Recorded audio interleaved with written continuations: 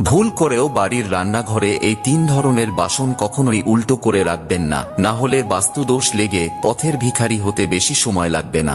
চলুন জেনে নিই, তবে তার আগে প্রভু শ্রীরামের ভক্তরা লাইক করে কমেন্টে জয় শ্রীরাম লিখে দিন। নাম্বার 1, তাওয়া, যার উপর আপনি রুটি বানান। অনেক বাড়িতেই রুটি বানানোর পর এই তাওয়া বা চাটুকে উল্টো করে রেখে দেওয়া হয়, তবে জেনে নিন ঘরে পণ্যের ত্রুটি এবং দারিদ্রতা আসার এটি একটি অন্যতম বড় কারণ হয়ে দাঁড়াতে পারে। তাই সব সময় গরম তাওয়া সোজাভাবে দাঁড় করিয়েই রাখা উচিত। Number 2, pressure cooker. একটি প্রেসার কুকারকে সব সময় তার ঢাকনা বন্ধ করে কোথাও বসিয়ে অথবা ঢাকনা খোলা অবস্থায় কোথাও ঝুলিয়ে রাখাই উচিত। উল্টো অথবা উপর করে প্রেসার কুকার রাখলে তা বাস্তু ত্রুটি এবং বাড়িতে অর্থ সংক্রান্ত সমস্যা বয়ে আনে।